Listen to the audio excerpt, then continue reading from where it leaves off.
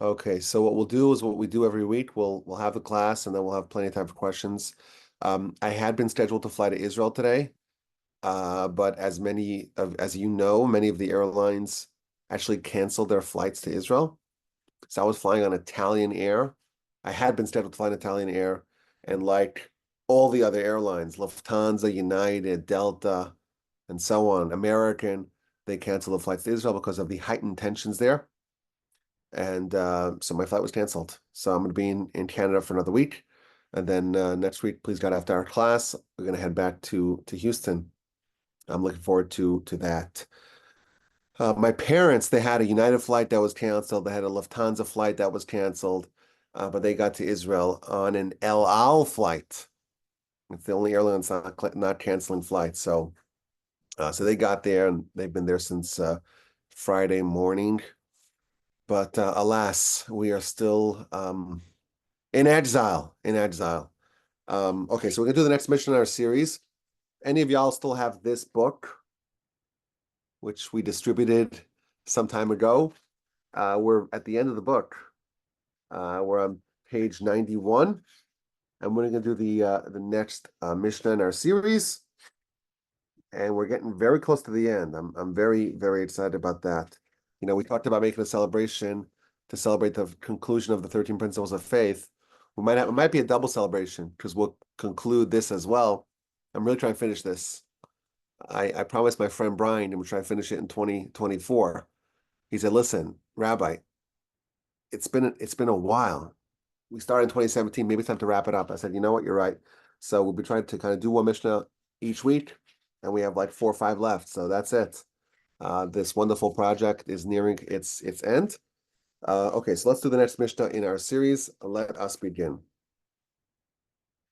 We are nearing the end of this magisterial work, Pirkei Avos, the ethics of our fathers. We're up to chapter 6, Mishnah number 8. Rabbi Shimon ben Yehuda, Mishum Rabbi Shimon ben Yochai Omer. Rabbi Shimon, son of Yehuda, he says in the name of Rabbi Shimon ben Yochai, of course, the great Rabbi Shimon ben Yochai, one of the great sages of the Mishnaic era, and this is a statement attributed to him. Hanoi v'hakoach v'haosher v'hakavod v'hachachma v'zikra v'aseva v'abanim. They list 7 things: beauty, strength, wealth, honor, wisdom, old age, sagacity, and children. Na'el tzadikim v'na'a la'olam. They befit, or they benefit, the righteous and the world. So it lists 7 qualities and it says this is good, this is beneficial for the righteous and for the world. And then it lists a bunch of scriptural proofs to prove this point. Shenemar cites the verse, a crown of splendor is ripe age. In the path of righteousness, it can be found. That's one verse. And then it lists another verse, Omer, a second verse, Ateris Zikanim b'nei banim, the crown of the aged is grandchildren, and the splendor of children is their fathers. And another verse, Tiferes Bachurim Kocham, the splendor of young men is their strength, and the glory of old men is sagacity. Okay, another verse, embarrassed will the moon be, and shamed will the sun be. For reign will Hashem, master of legions, on Mount Zion and in Jerusalem, and before his elders shall be honor. Okay, so I brought a few verses to prove this point. And the Mishnah ends, Rabbi Shimon ben Menasya Omer. Rabbi Shimon ben Menasya says, these 7 qualities that were enumerated by the sages for the righteous, they were all realized, they were all actualized in Rabbi Judah the Prince and in his sons. So it lists 7 qualities: beauty, strength, riches, honor, wisdom, and old age, and sagacity, and children. And it tells us that these qualities, they benefit the righteous, but they also benefit the world. So, of course, we have to figure out what exactly does it mean by these qualities, and what does it mean that it's beneficial for the righteous and for the world, and what exactly are we supposed to do about these insights and how our sages are telling us that these qualities are beneficial for the righteous and for the world. So the commentaries tell us that these qualities, they can be deployed in different ways. They can be used for good and for bad. And therefore, for the righteous who understand how to properly channel and how to properly assess and deploy these qualities, for them, it's actually beneficial. But for others, they could perhaps use it in harmful, in injurious ways. They could use it for negative uses. And the way the Medrash Shmuel, one of the great commentators on our book, the way he frames this Mishnah is that these 7 qualities, it's beneficial if you want righteousness, meaning if you're pursuing righteousness, these things can serve as aids in your pursuit of righteousness, but it could be also used for the world. And the way he defines that is that it could be used for depravity. If you want to be drawn away from God, and instead you want to be drawn to the world, to physicality, to materialism, to pursuit of hedonistic, nihilistic pleasures. You want to be drawn to the futility of a passing, ephemeral, transient world. You want to live a life of vacuousness, of ignorance of the spiritual realm, of the world to come. These things can also aid in that pursuit. Now, it's interesting that in this understanding of the Mishnah, the world is synonymous with being distant from God. We think of the world as being kind of this blank slate, this canvas in which people choose righteousness or wickedness. But by this interpretation of the Mishnah, there's two like a binary choice here. There's 2 divergent options. It's righteousness. It's being connected with the Almighty. It's living life for a higher purpose, or being drawn to the world. My grandfather of blessed memory, in one of his books, he talks about an experience that he had when he was a young yeshiva student. He was in a yeshiva in Switzerland, in a place called Montreux. It's spelled with like E's and U's and X's, but the X is silent. Montreux, I think is how you pronounce it. And it's one of the most beautiful places in the world. And he writes that he had anticipated that when he's going to go see this incredible, stunning, breathtaking beauty of the Almighty's world, that will enhance his relationship with the Almighty. Think about it, you see the mystery of God and this incredible, gorgeous tapestry of a world that he wove for us. That's inspiring. That's awe-inducing. So he was very excited to go there because he thought that experience, that venue, that incredible location would deepen his connection with the Almighty. And then he writes, but the opposite was true. Because being drawn to the world, being drawn to the physical world, by definition, pulls you away from God. We've mentioned this in the past. The Hebrew word for world is olam, which is the same word as he'elem, which means obscurity. The world, the essence of the world, the definition of the world is obscurity. It obscures. What does it obscure? The only thing that actually matters, God. And thus we see the polarity over here in the Mishnah. These 7 things, they're good for one use case, righteousness, and they're also good for another use case, which is defined in the Mishnah as the world, and that is the opposite. That is everything which is not righteousness. These 7 things are a double-edged sword. They can be used for the most beneficial end, for righteousness, or they can be used for other things. They can be misused for the world, for sin, for distancing oneself from God. And number 1 on our list is beauty. Of course, today you got to say beauty is in the eye of the beholder. Everyone is really handsome and beautiful. You just have to appreciate it. There's different tastes. And that's probably true on some level.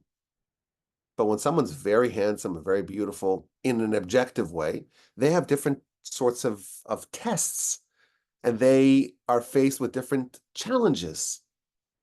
And the commentaries tell us of one of the most, one of the greatest heroes of our people, who was very handsome, and that was actually a catalyst for them to become righteous. And that, of course, is Joseph. Remember Joseph, the son of Jacob, beloved by his father. He gives him a special garment. The brothers are envious. They want to kill him. They ultimately sell him as a slave. He ends up in Egypt. And the master's wife, the mistress, Miss Potiphar, she wants to seduce him. She's very desirous of him. Joseph he's gorgeous. And the Torah says that explicitly. He's a stud. And he has to wrestle with this unique challenge as a result of his beauty. And he's being repeatedly prepositioned, and he's always pushing her away. And then one time she disrobes him. We know the story. And he flees, and he's imprisoned for 10 years. But he becomes elevated in the spiritual domain to be a tzaddik, to be righteous.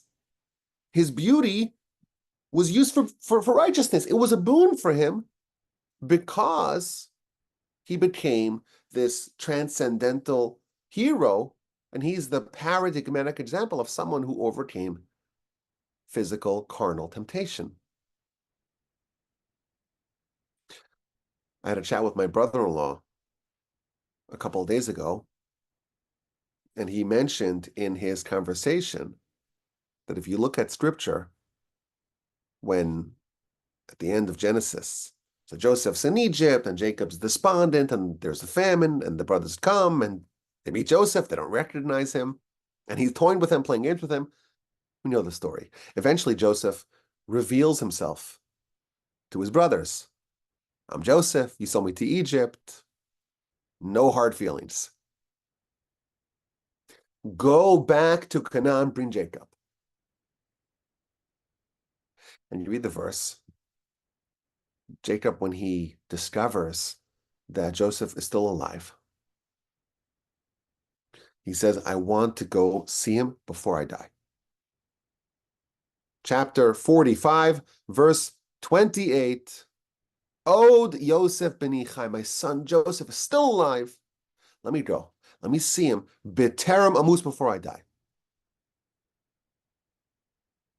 And the question is, Jacob clearly believes in the afterlife. He knows that when someone dies, that's not the end.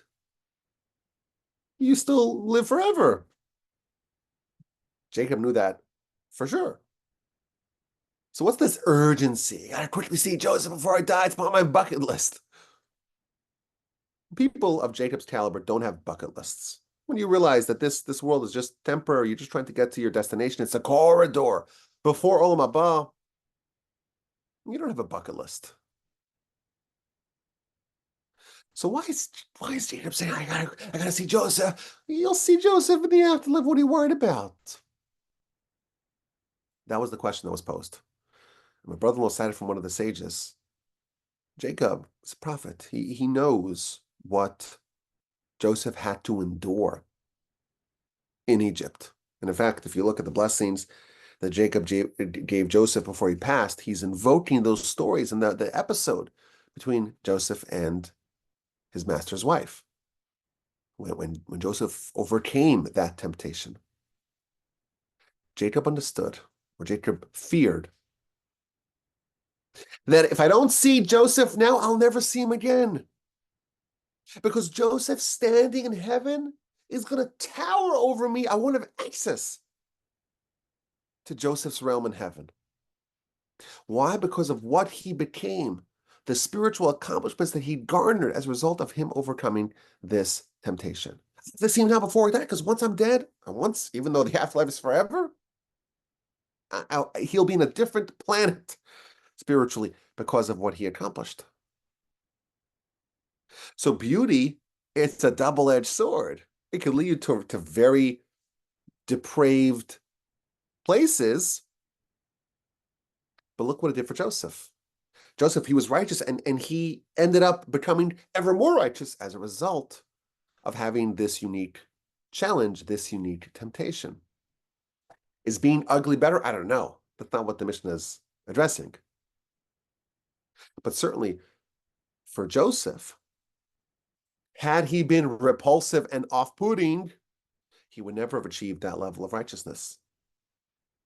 But only because Joseph was so beautiful were those temptations, those challenges so intense, and thus the overcoming of it, that yielded tremendous righteousness. For Joseph, for the righteous, it was a benefit. But of course, the opposite is true as well. Double-edged sword. It can be used for deepening a person's connection to this world, to its potential for sinfulness. There's another element of beauty that can serve as a double-edged sword. You think about, now it's election season. We know if you met an alien and you show them pictures of every presidential election, since 200 years ago, and they don't know anything, you say, who won the election? I bet they would get 80% correct. Because how does it work here? This is America. We're a little vain, okay? If someone's very tall and very handsome and very confident, they have our trust. Looks kind of matter. The leader has that look. Someone who has beauty, they have influence. They have power. People look to them for guidance.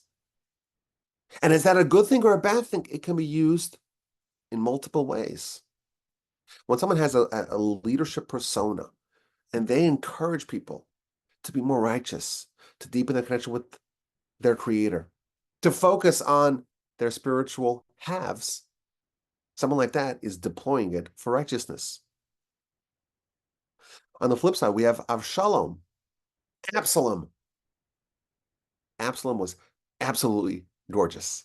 In fact, the verse tells us there was no one amongst the whole land there was no man as beautiful, as gorgeous as Avshalom, the son of David.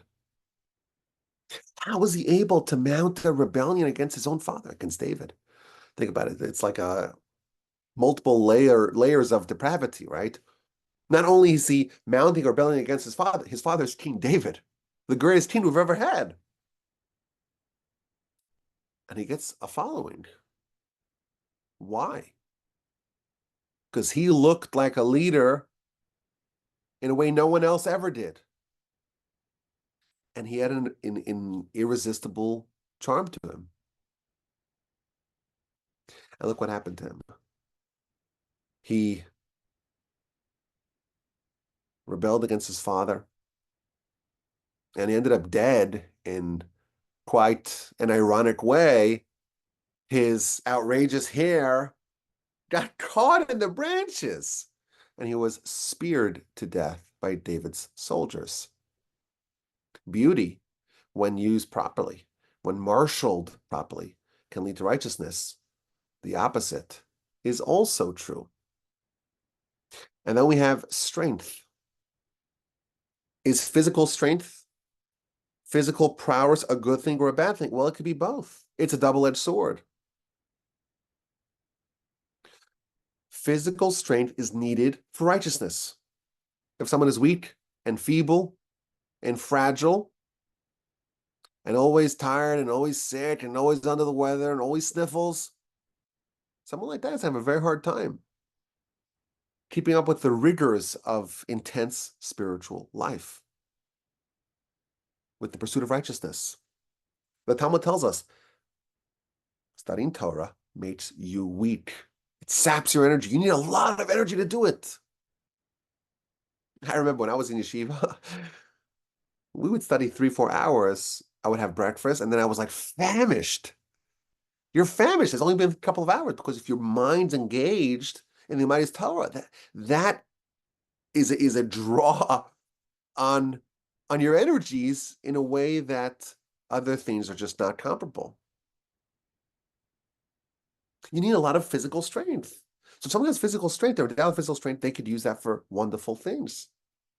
And of course, the example we mentioned in the past, Rabbi Yochanan was the greatest sage in the land of Israel, and he has this chance encounter with one of the most physically imposing bandits of all time. He's leaping over the Jordan River. He would be today a triathlete, an Ironman, an Olympian, a Mr. Universe. This is a bandit, Reish Lakish. And Rabbi Yochanan is bathing in the Jordan. He sees this incredible specimen. And he says to him, 2 words, Chelach la'oraisa, your strength should be used for Torah.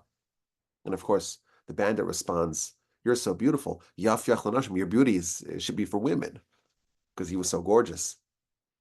And we know the story, they strike a deal. Rabbi Yochanan says, I'll persuade my sister, who's even more beautiful than me, to marry you if you commit yourself to study Torah. And indeed, he became the second greatest sage in the land. Physical strength, it matters. And it can be used for righteousness. You think about how demanding the Torah schedule is. You got to pray with intensity, with devotion. You got to study. You got to do mitzvos. You got to help others, do kindness and charity, and visit the sick. Think about how demanding someone who takes this very seriously. How taxing is it? Physical strength can be used for that. It's very useful for the righteous. But of course, it, on the flip side, can be used for sin, for bonding to the world, for engaging in its depravity, degeneracy, degradation, and debauchery. You can use your physical strength and your prowess to violence, to trying to suppress others, to compel others, to overpower others, to domineer. Is physical strength a good thing or a bad thing? It depends. It's on our list. It's good for righteousness and it's good for the world if that's what you want. And then comes wealth. Is that a good thing or not? Well, it could be both. Wealth can be, of course, a catalyst for great righteousness. If someone has physical resources and wherewithal, they can use it to do kindness and charity and helping others and saving others who have needs. And the commentators cite the example of Munbas, King Munbas, a great hero. There was a drought, there was a famine. And the king opened up his storage houses and distributed money and resources and food to the needy. And he was part of a great dynasty, the Talmud tells us. And his fellow regents, his fellow aristocrats were very put off by his liberal distribution of his resources. And they said to him, listen,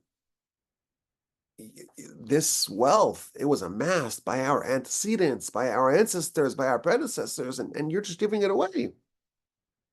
And he responded, listen to his response. My parents, my antecedents, they made huge stockpiles of wealth down below. I also made huge stockpiles of wealth, but not down below. I made it up above. My antecedents, they stockpile their wealth in a place where it's still accessible. If someone comes, they break in, they do a heist, it can be stolen.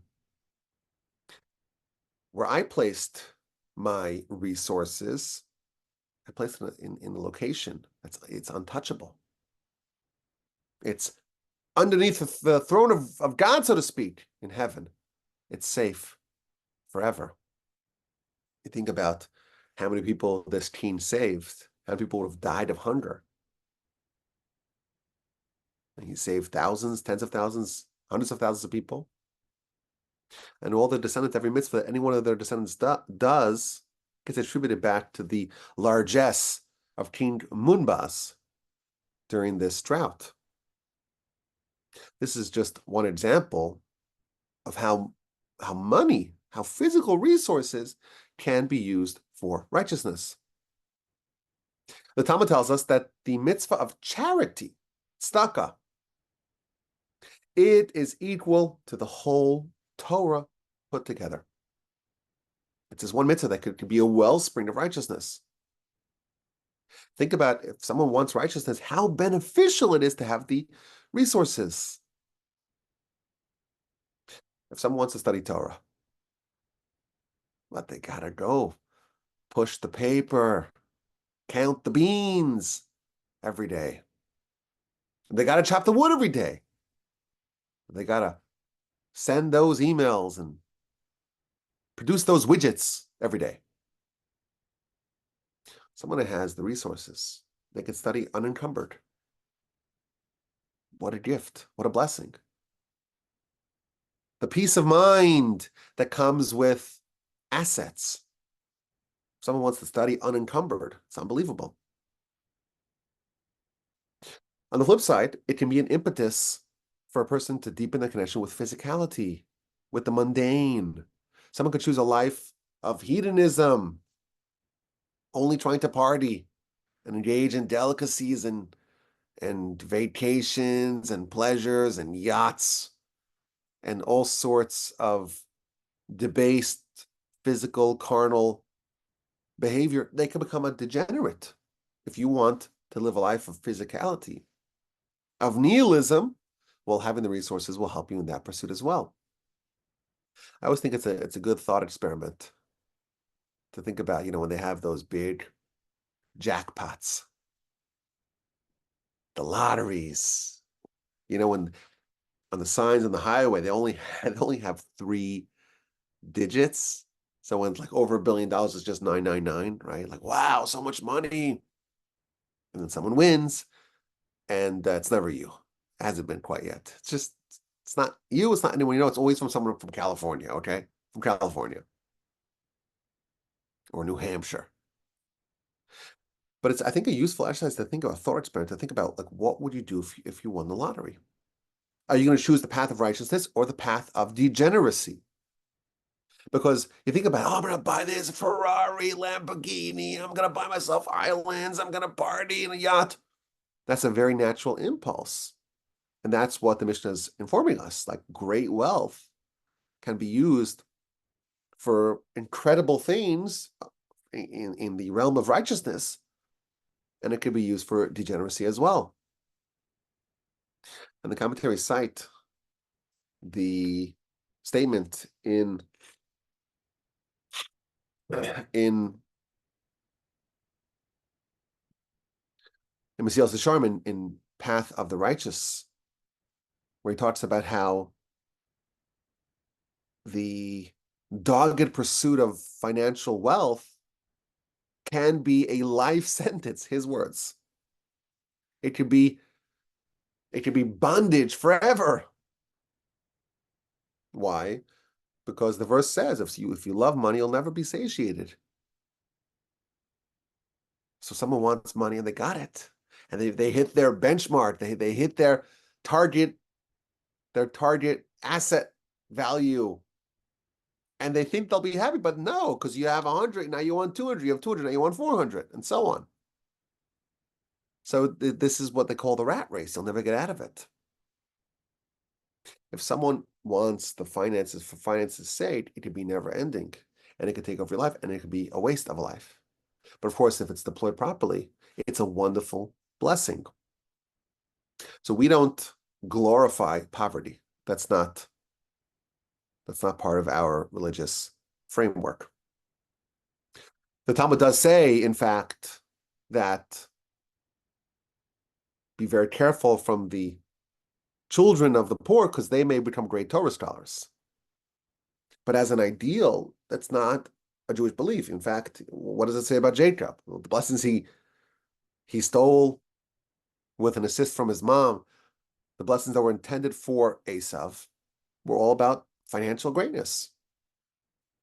Tala Shamayim, the dew of the heaven, the fat of the earth, lots of wealth. That's a good thing, but it's also a dangerous thing. And that's what the Mishnah is trying to advise us.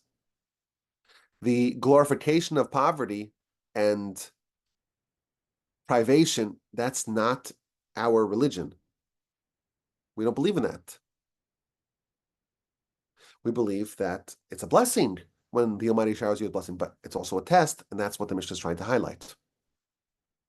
Next on our list is kavod, honor, distinction.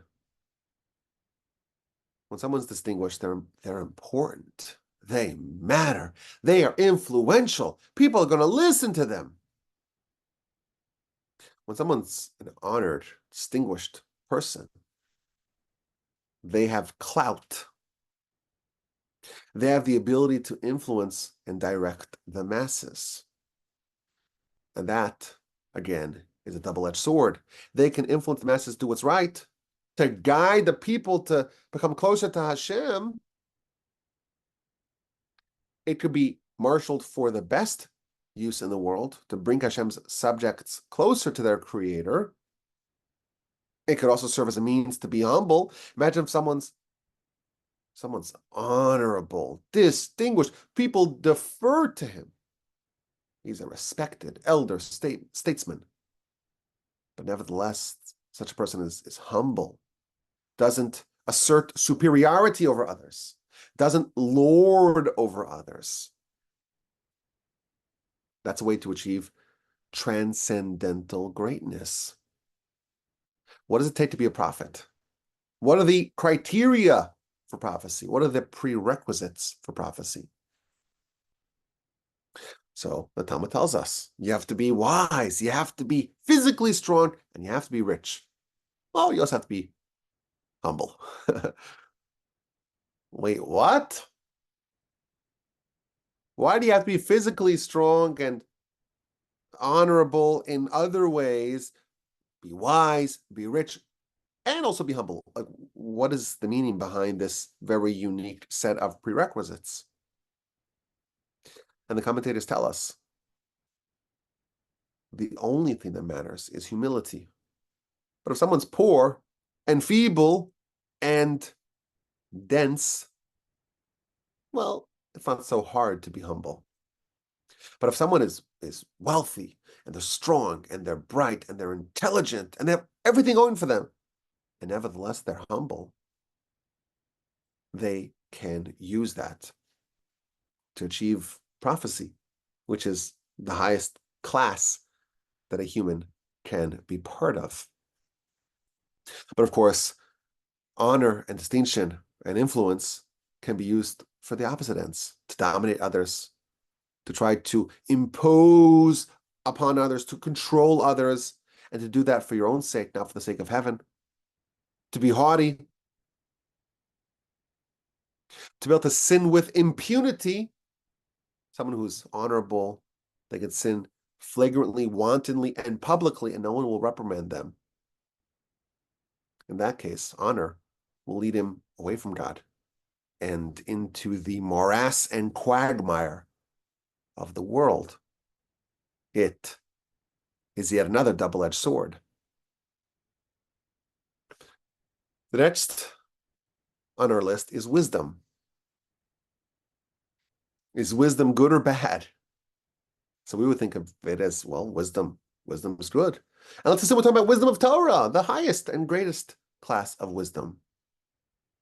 So it's obvious why it will be a boon for the righteous. Think about what wisdom does. It's our connection with the Almighty. And it could be used to guide us to living the best life that we can live. And we would deploy our wisdom, if we had it, and insight and intellect for how to improve ourselves and how to find the truth. We could use our faculties to find direction. We have a visitor here. Excuse me.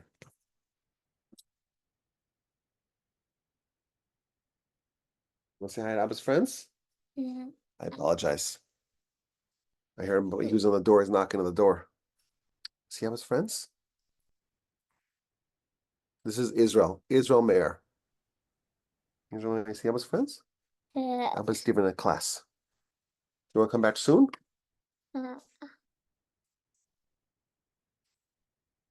Go back upstairs, and I'm almost finished, okay? No. You want to stay here? Yeah. Okay. Apologize about this. You can't make any noise, okay? Okay, he's gonna be quiet. I know this is not professional. I'll get back to Houston. I'll be in the Torch Center. Here I'm this is like the quietest that I could get it. And then he tiptoed downstairs and Rabbi, this is a little bit of sunshine that we all enjoy, so don't apologize. That's what you see. His friends are talking about you. This is Yisrael Meir. He's 2 years old and he has good midos, right, Israel? Yeah. Okay, but now you can keep quiet, okay? Okay. But of course, wisdom could be used for other ends. Someone could be wise, and they could use that to seek recognition and honor and greatness and grandeur. Earlier on in our book, we learned how Torah can be misused and misappropriated. And we were cautioned and warned, don't make it a hoe to dig with. Don't make it a crown to be glorified with. Don't say, I have my agenda, I have things that I want, and I'm going to use the Torah, use the Almighty's holy Torah to advance my agenda. The Talmud tells us that Torah, it's like a medicine. It's a potion. It's an elixir. But it could be an elixir of life. It could infuse you with life in a way nothing else can. But it could also be a potion of death. If you're using the Torah for your own benefit, if you're using it to advance your own agenda, if you're using it to make it a crown to glorify yourself or a shovel to dig with, that is a misuse of Torah. And that will actually not draw you closer to the Almighty, the Mishnah tells us. It will actually draw you away from Him. And as a potion of death, you'll be drawn towards the world. And then there's age and experience and sagacity. Someone's old. They've been around the block. This is not their first rodeo. They have experience. They have wisdom. They've seen a thing or two. Is this good or is this bad? Well, of course, it could be good. It could be beneficial. Because what does it mean if someone is old and a veteran, an expert? It means they've been around for a while. They've lived a long life. Is it good to live a long life or not? Well, it really depends on with what you occupy yourself with what you use your time for. Time is golden and time is precious because of the opportunities that time affords. Time avails for a person the ability to do a mitzvah, to do a chesed, to study a word of Torah, to say a prayer. The Mishnah earlier again tells us, one moment in this world outweighs the whole world to come. Once someone passes, their ability to permanently upgrade their soul goes away. And thus, on one dimension, on the dimension of doing mitzvahs, of doing righteousness, of upgrading yourself, this world outweighs the whole world to come. And one moment in this world is better than the whole world to come. So age, a long life, that can be a very, very good thing for the righteous. But of course, for the wicked, hate to say it, they're better off having to die young. Because think about it, if someone's wicked, it's a crazy thing to say. But if someone's wicked, then the longer they're here, the more corruption they're introducing to their soul. The more sin they are perhaps committing. And therefore, again, it's a harsh thing to say. But from the perspective of their soul, they're better off not being here. We actually have an example of this in Genesis. Chanoch, Enoch. He lived a short life. It was only 365 years. It was short by Genesis standards. And he was righteous and he walked with God. But he was taken early. That's what the verse tells us. Rashi there comments from the sources that he was righteous. But God foresaw that he was heading towards a path of wickedness. And therefore, in his tremendous benevolence and kindness, Enoch, Chanoch, died young. Again, for us, this is like we cannot make that calculation, even though we can understand the concept. A long life is good for the righteous, and it's very bad for the wicked, because they have a lot more time and a lot more opportunities to sin. And finally, we have the last of our list, and that is sons. Having a nice big family. Is that a good thing? Or is that a bad thing? So the commentaries cite an incredible teaching from the Zohar. While it is true that once someone passes, their ability to influence their eternal standing has ended, well, there's a little bit of a loophole. And that loophole is their children. Once someone passes, they can't do mitzvos. They don't have a yetzer hara. They don't have the ability, they don't have the tools to do a mitzvah, or a sin for that matter. But the behavior of their children actually influences their standing in heaven.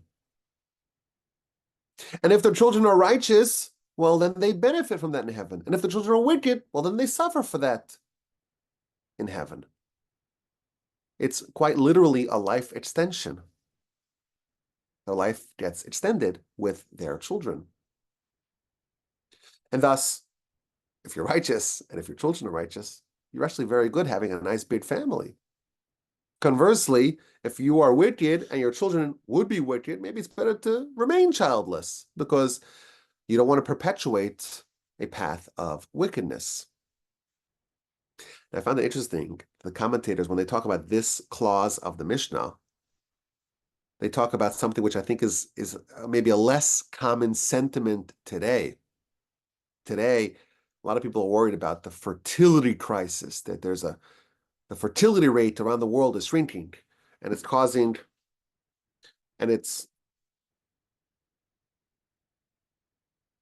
a problem with a lot of old people and not enough young people. And the population is, in certain places, is shrinking because the fertility rate is below replacement level. People don't want to have as many kids today as they used to, for whatever reason. Maybe it's religious, maybe it's societal, maybe it's cultural, maybe it's financial. Everyone's trying to figure out what the answer to that question is. But the numbers don't lie. People are less likely to have large families, or more people are likely to remain childless, and so on. But in antiquity, okay, I'm going to send this kid out. You want to go back upstairs? So you have to be very quiet, okay? You want to look in the back? You look in the bed, so just be very quiet, okay? Don't move so much. Let's just stick his hands in his pants. All cozy now? No more noise. In antiquity, people had a lot of pride in having a very large family. Now, no one cites this example, but if you recall, in the story of Purim, when Haman is talking to his wife in chapter 5 of the book of Esther, he speaks to his family about his honor and his wealth, virov banav, and his very large family. People used to have pride, like I'm building an empire. I got my nice coat of arms, and we're going to have this compound for our family. People had familial pride. And that's good unless it makes you arrogant. It makes you feel superior to others. That's when it gets dangerous. And that's this double-edged sword that's referred to in our Mishnah. So, of course, the Mishnah lists these 7 themes that can be used for positive aims, but can be misused to draw a person towards the world and away from God. And for us, of course, it is a warning. When you are aware of this, and you're aware of this, and you understand the consequences, you will be very careful about them. You'll realize that these things are volatile. You have to weigh them on a scale to understand, how am I employing, how am I directing, how am I channeling this quality? And when someone says, I'm going to marshal these qualities towards righteousness, I'm going to choose to be a tzaddik with them, then they are taking the lesson of this Mishnah to heart.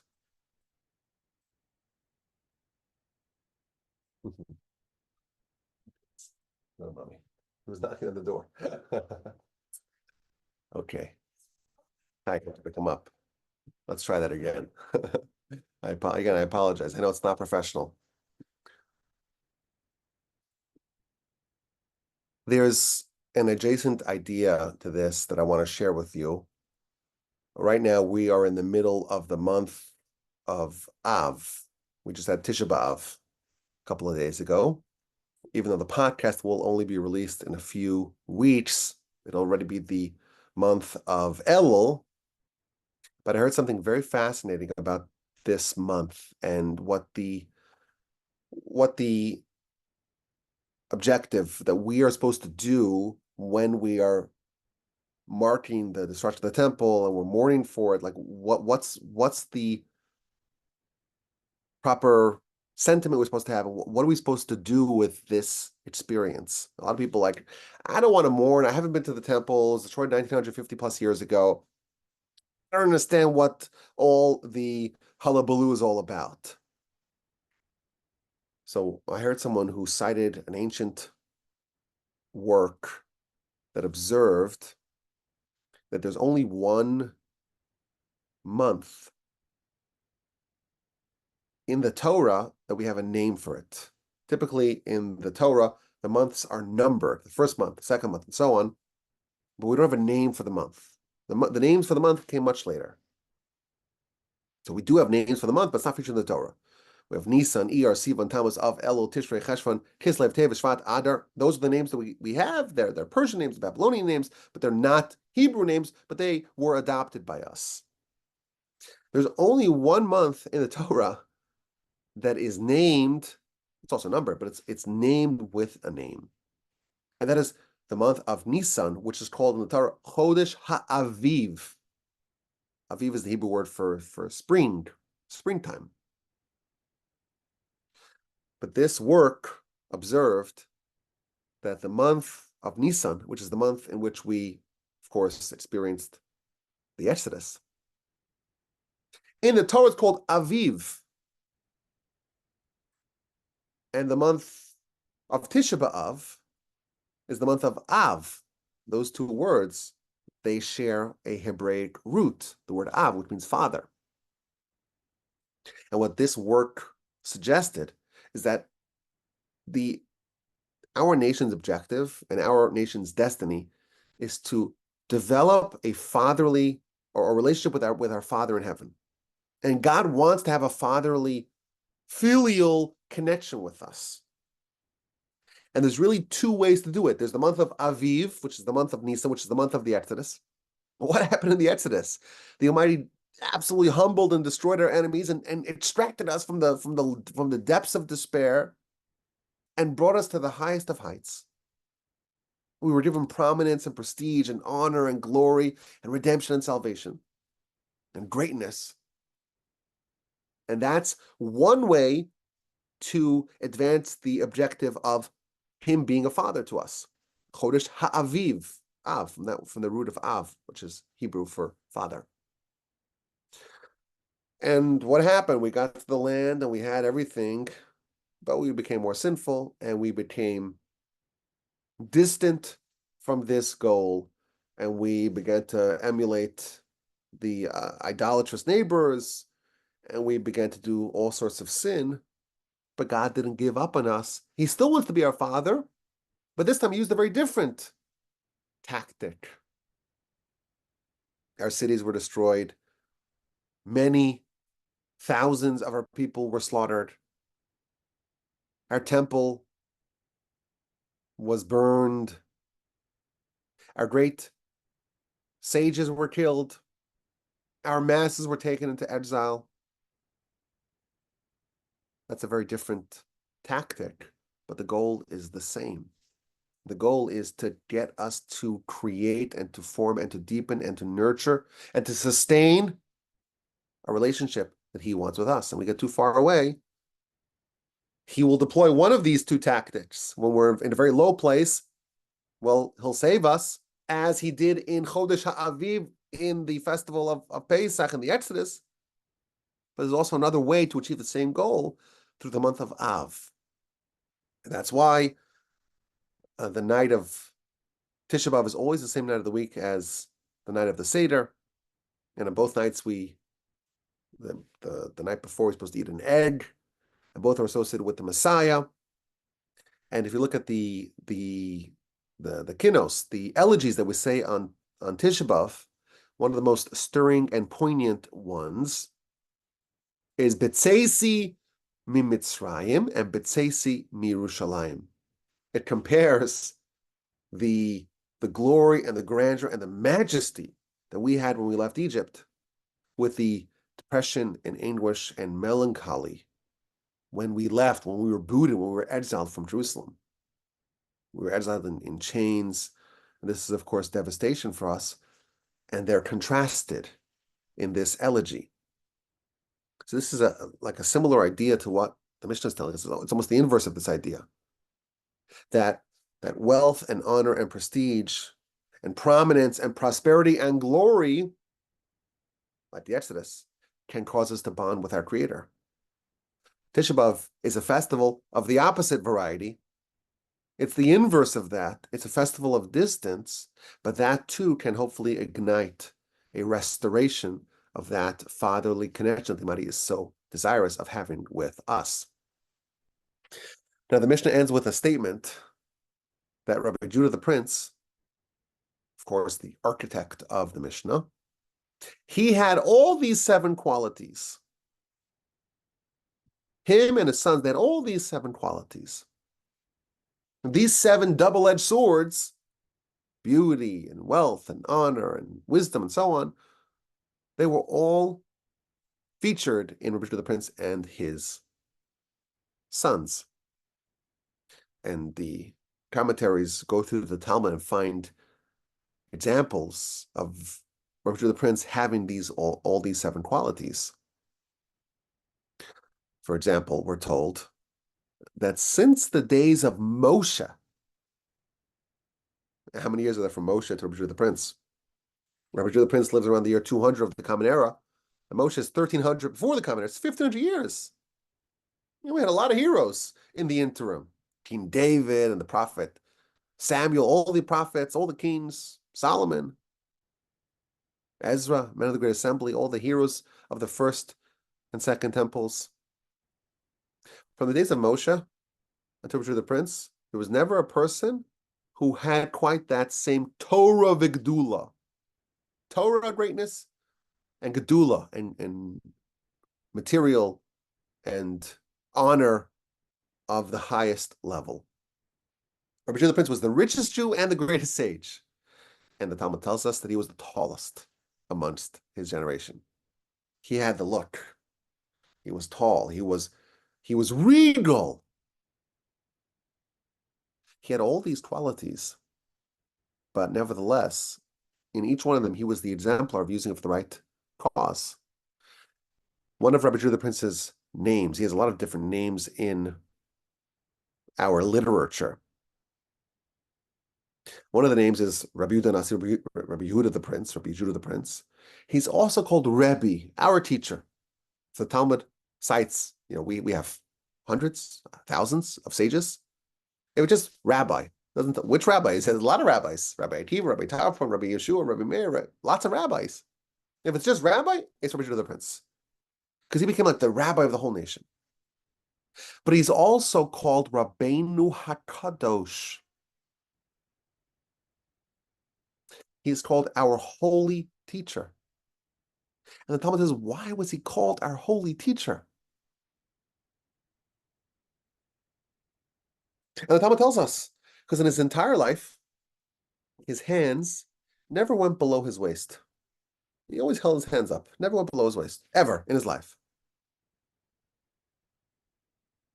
Talmud actually gives somewhat of a humorous story that after Marcus Aurelius Antoninus, who was the Roman emperor, who was friendly with Rabbi Judah the Prince, as we know, we've seen that story many times, and he converted. They had they would study together, and they had tunnels that connected their palaces with each other.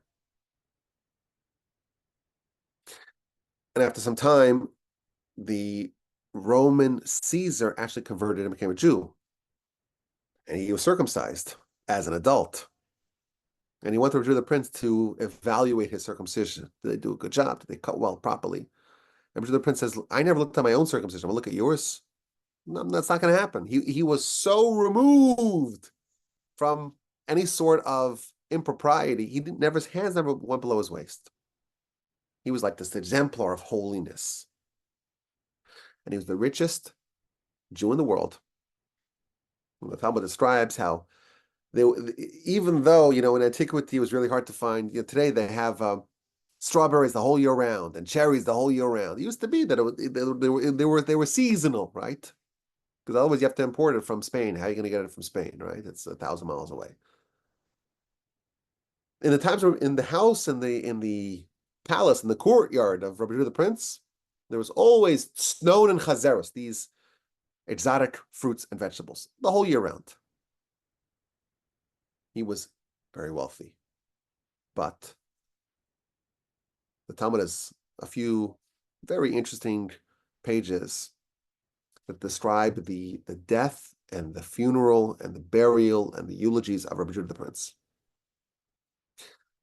And it gives a story that when he was about to pass, he lifted up his 10 fingers to heaven and he declared, I didn't garner any benefit from all my wealth, not even a small finger's amount. He lived an ascetic life, notwithstanding his tremendous wealth. None of his wealth filtered in and influenced him. He didn't misuse any of his gifts. Now, as a parenthetical point, there's a question that was once posed that I would like to now answer. Sometimes it takes me a couple of years to get around to your questions, and I apologize. Usually the emails, I respond more promptly. But Rabbi Judah the Prince, he's a name that we've seen a lot, and we're learning the Mishnah. That's his work, right?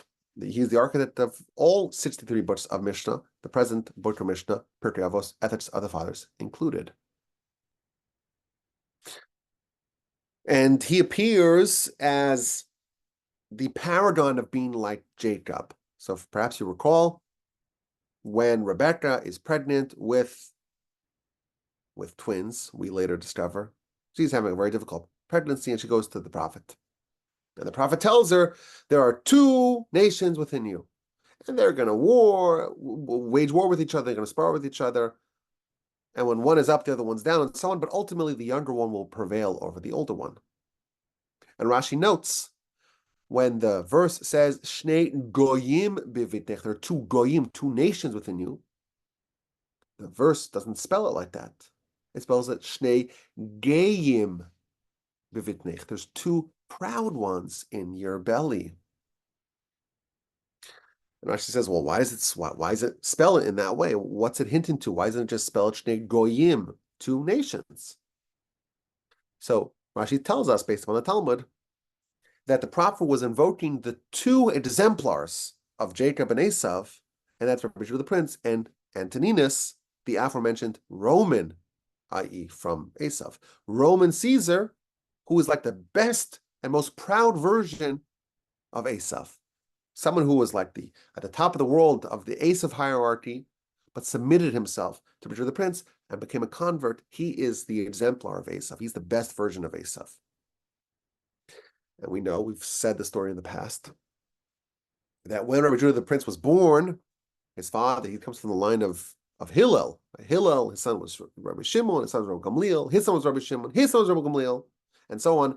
And his son was Rabbi Shimon, and his son is Rabbi Judah the Prince. This is the line of the prince of the nation. When he was born, that was at the tail end of the Hadrianic persecutions. Hadrian, the Emperor Hadrian. He makes a decree that any Jewish boy who was circumcised, the boy and the boy's mother, will be chucked off a cliff. And a young baby is born, Yehuda, Judah. And of course, the baby is circumcised. And the report is sent to Rome. There's a Jewish baby, not just any baby. This is the baby from the family of the princes. He was circumcised. It's an executable offense. Bring him to Rome. So the mom is forced to take the baby, little baby, to Rome. And along the way, she stops at an inn and she meets a Roman woman with also a small infant. And they start chatting. And the Roman woman discovers that this Jewish woman is taking the baby to Rome because they're inspecting the baby to find out if the baby is circumcised. And if the baby is circumcised, they're going to kill both mom and baby. So this Roman woman, she has mercy upon the Jewish baby, and they do a swapperoo, a switcheroo. And the Jewish baby goes to the Roman mom, and the Roman baby goes to the Jewish mom. And when she arrives in Rome, they pull off the diaper, child's uncircumcised. I'm sorry, ma'am, for the inconvenience, for the misunderstanding. Go back home. And they swap the baby's back, all's well. And the Midrash tells us that that Roman baby is none other. He'll grow up to be Antoninus. And the reason why he was inspired to pursue truth and to forfeit really the absolute pinnacle of Esav and to become someone who submits himself to Rabbi Judah the Prince, like, where did this spark of holiness come from? It came from the couple of weeks that he was suckling from the mother of Rabbi Judah the Prince, from the holy mother of Rabbi Judah the Prince. That interaction that infused holiness within him, and therefore forever he had this stirring of holiness, and that manifested itself when he was an adult. He became the Roman emperor, a great, renowned leader, the most powerful person in the world. What does he do? He goes into a tunnel to go study Rabbi Judah the Prince, eventually converts, becomes a Jew himself. Where did he have that inspiration, that strength of character, that fortitude, that tenacious commitment to truth? It was because of the few weeks that he had suckled with Rabbi Judah the Prince's mom. And the question that I have not yet answered is, wait a minute. If we are told that you eat kosher food, you eat inspired food, you'll have that influence you positively. And on the flip side, if you eat non-kosher food that's from a very problematic source, that will influence you negatively. And in fact, in its time, we brought the story of Acher, of Elisha ben Avuya, his mom, you recall, when she was pregnant, she smelled the pork from the idolatrous temple, and she went and she partook in it, and that was coursing within her, quivering like a venom, and that influenced the child negatively. How come Rabbi Judah the Prince was not negatively influenced by his few weeks suckling from the idolatrous Roman noblewoman when his mom was taking Antoninus? Rabbi Judah the Prince is the holy one, our holy teacher. Just when it says rabbi, it doesn't attribute which rabbi. That's the rabbi it's referring to. Where is the negative influence of him spending a few weeks with her and suckling from her? That's a fascinating question. And one of y'all asked, you don't even remember, maybe a couple of years ago. It took me a while to get to it, but here's the answer. Rabbi Judah the Prince, at the end of his life, he lifts 10 fingers and he says, I never partook in any one of these delicacies. Now, does that mean that he never ate food? Of course he ate food. But he never absorbed it. It was always something that you eat, you partake because you need fuel to continue doing what Hashem wants of you. I think that's the answer. In his whole life, he says, he never did that. He was holy from beginning to end. So yes, he suckled from this woman, but he never absorbed it. He never partook in it. It was always something that he took because he needed to live. And that's why it never filtered down to his bones. And it never influenced him. He always had this hands-off approach with anything physical, anything material. And in his whole life, never even a small finger's worth of physicality, he never partook in it. And that's why, even though he had it, it did not influence him negatively. So again, it's a semi-related point that what you do with something matters as much as what that thing is. These 7 qualities of the Prince, he had all of them. And they could have all been cause for corruption and degradation, but he had all of them, and it was all used for righteousness. I think the lesson for us is qualities can be tools for greatness and for destruction. And we have to be very cognizant of all the things that we have, of all the tools that we have, of all the attributes that we are given. What are we using them for? There's lots of double-edged swords that we are juggling. And yes, the sword can be used for a good purpose and can be used for a destructive purpose. Our life, it's made possible with fire. Think about fire. How useful is fire? You look around you, think about modern life or human life. Like there's basically nothing that you could do if you didn't have fire. You basically can't have any food. You can eat raw vegetables, okay. But there's basically nothing that you could do without fire. But of course, fire could be destructive. All these qualities could be used for good things, for bad things. Splitting the atom. There was this dream of effectively infinite power that's too cheap to meter. But it also has the potential, it's very close to something so destructive it could destroy the whole world. There are qualities. There's many qualities, and 7 of them listed in our mission. But really, it's all of them, all the qualities. This mission seems like the mission is highlighting these 7 qualities as per the verse, and as to impress upon us how great Rabbi Judah the Prince was. They have all of these qualities in spades, and nevertheless, it was used entirely for righteousness. But really, the concept is that qualities, it's all what we make of them. And now that we're aware of this, and we pay attention and we think about what qualities do we have and how are we marshaling them, how are we deploying them, hopefully we could be the kinds of people that use our qualities for good, for righteousness, and not to be drawn away from the Almighty and away from righteousness and toward the world. That would be a very negative use of these qualities, and hopefully we'll use them only for good. I appreciate your attention.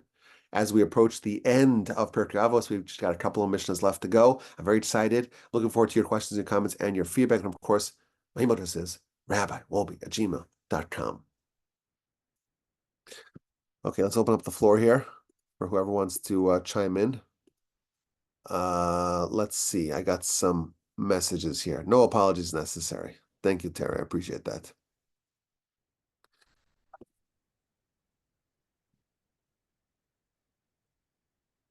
Okay. What else do we have over here? Oh, thank you. Oh, everyone's so kind in the chat here.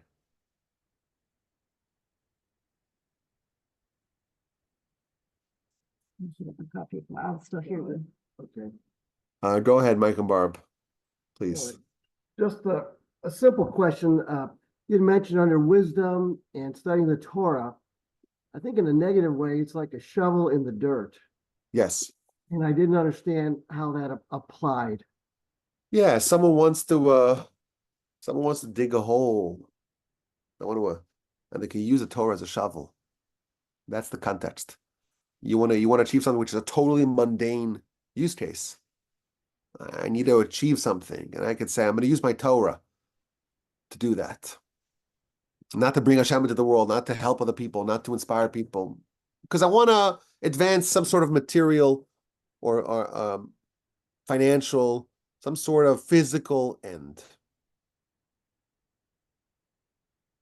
And that's the problem. Or a crown to be glorified with.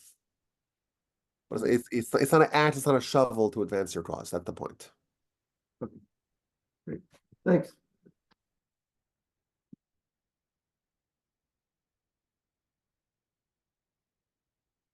David Block just took his I saw that you muted before you lifted your hand.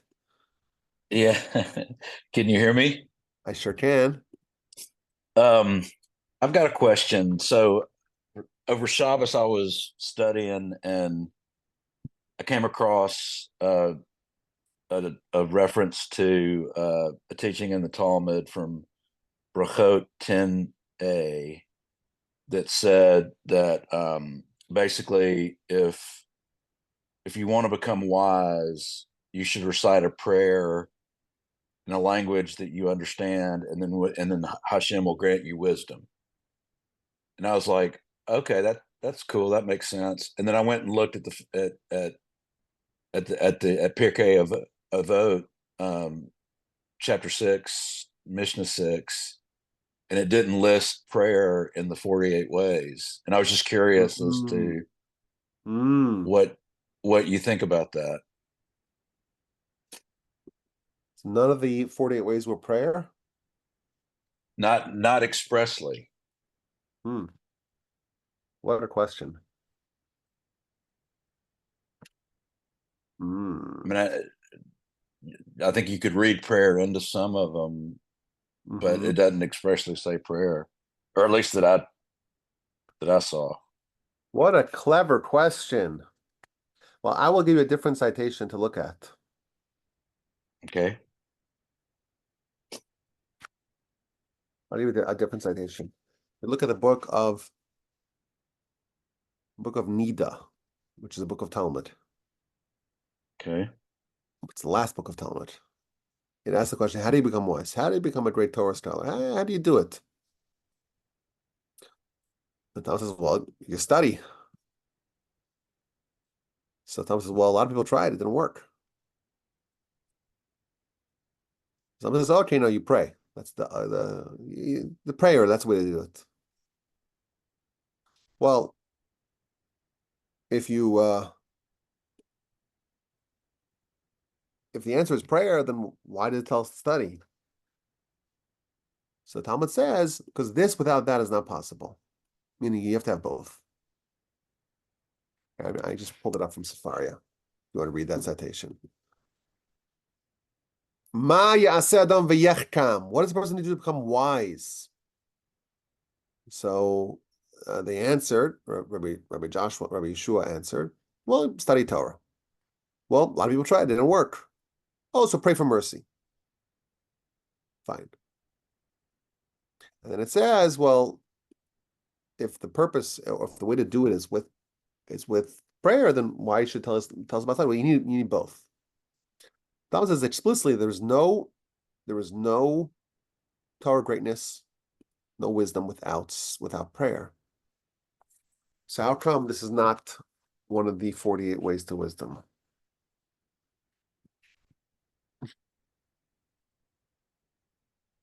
It's a very good question. You, In my opinion, one of the finest questions I've heard yet. Because it's the dog that's not barking, right?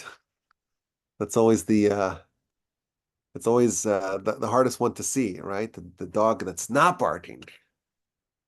The thing that's omitted. So I'm looking over the list here. I don't see where it says prayer. I don't see where it says prayer. Like I said, you could read it into it. I'll tell you what I think the answer is.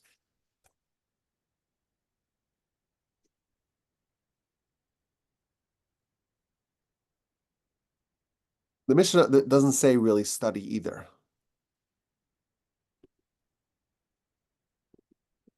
Like, that's so elementary. If you don't read the Torah, you won't know it. Everyone knows that. So maybe prayer is as elementary as that. Prayer is like the act of studying. And that's not what the Mishnah is saying. He's saying that there's, of course, in addition to actual study and prayer, there's different ways to kind of accelerate that. But if you don't do the actual, how could you improve your basketball game? If you don't play basketball, you're not going to play, but you definitely won't improve anything, right? Means that these are all different tactics you could use to advance the thing. But the actual thing is prayer, along with study. Now you may ask, well, but the first of the 48 ways is Talmud, which maybe can be translated as with study. But Talmud is a certain type of study, so maybe that's the answer. But it's a superb question. Absolutely superb question. The dog that's not barking.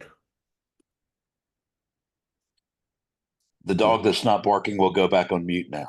Thank you.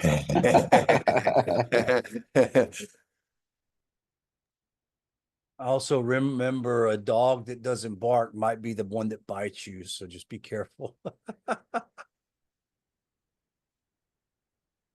That's a good question. Yeah, it's like I had a friend in yeshiva used to always say, the early bird gets the worm, but the early worm gets eaten. Yeah, You've heard that before. that's good.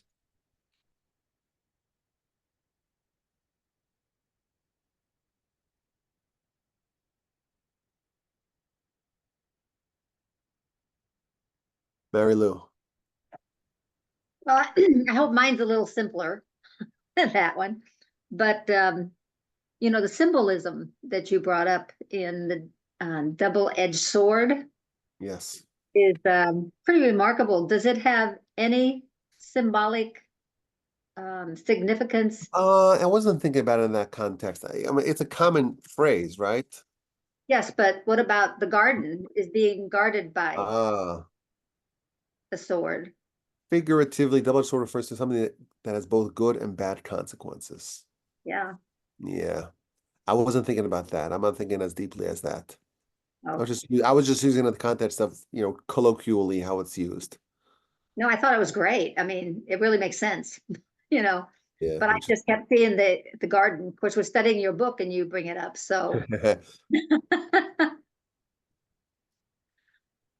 so it's not symbolic of that at No, all. I Okay. was not thinking about that. Okay. Thank you. Rabbi, thank you. I loved it. And I loved hearing again, the double-edged sword is something sometimes you forget. Like people aspire with these traits, like I'm going to exercise and I'm going to do this. And you to ask the questions like toward what end and for what reason. And it's a very, especially, thank you.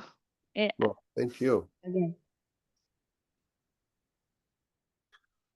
Always a joy. And the one positive of the fact that my flight was canceled is the fact that next week I had been scheduled to be airborne at the time of our class. But because the flight was canceled, I'm looking forward to seeing y'all next week. And then my plan is after the class, I'm hitting the road. Have a safe trip home, Rabbi. Someone told me it's 106 degrees the whole week this week in Texas. I said, I'm not That's telling my ridiculous. wife, she'll just stay here. Yeah, don't tell anybody. I'm not telling her. It was 100 degrees at 5:30 yesterday. Think about that. 5:30 a.m. or p.m. PM. Oh man. Pat has a question or comment. Go ahead, Pat.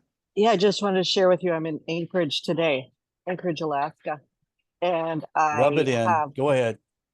I have had the Chabad house on my wish list for a couple years since I dropped my son off in Fairbanks.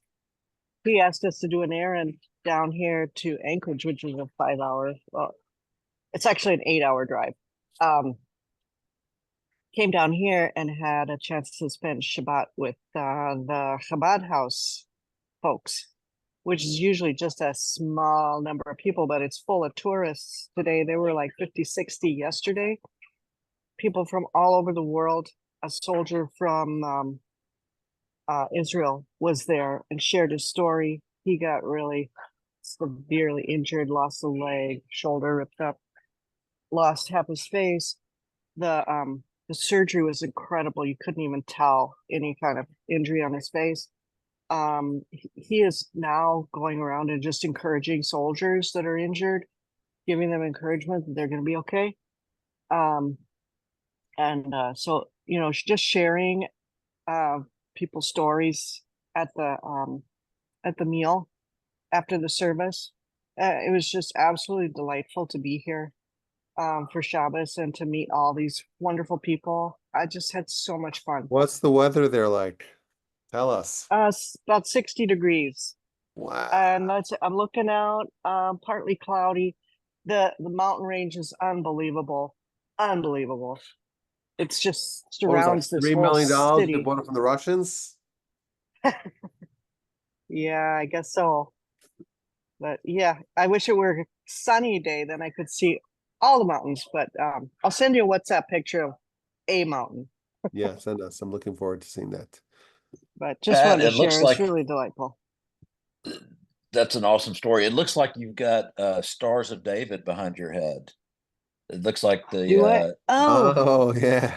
it's the motel. See, oh wow. I'm- Yeah. I'm in the breakfast room. That's the wallpaper. That's nice. Yeah, I'm in the breakfast area.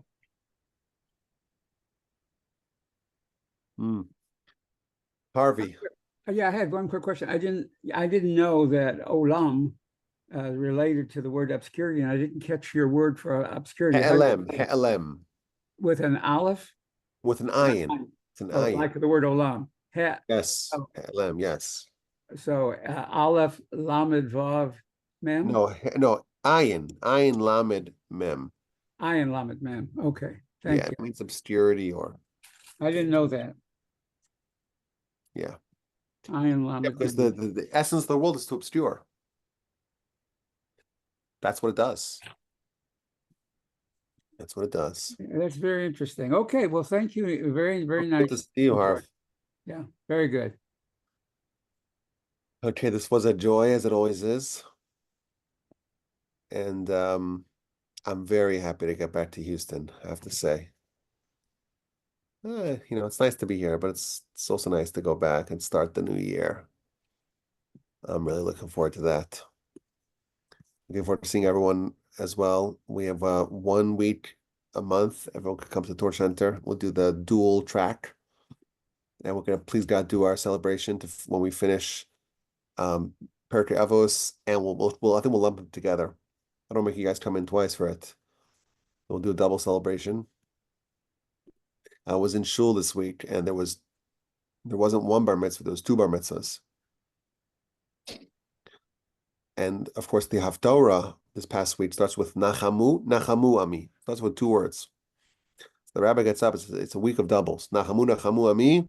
And there's double bar mitzvah boys, and therefore the speech is gonna be a double speech. So he started off with a long speech. Anyhow, but I'm looking forward to seeing all of y'all. Anyone else wants to share or asked or contribute before we sign off? Class this evening at 3 p.m. Rabbi Ingber, Q&A Yes. session. Love to see you. Okay, take care, everyone. Have a wonderful week. I'll see everyone, please, God, next week, same time. Shalom, shalom. And then Okay. Thanks, following week, please, everybody. God, back to Safe you. travels. Nachamu, Nachamu, Nachamu. Yes, nachamu, nachamu. Amen. Take care, everyone. Okay. Bye.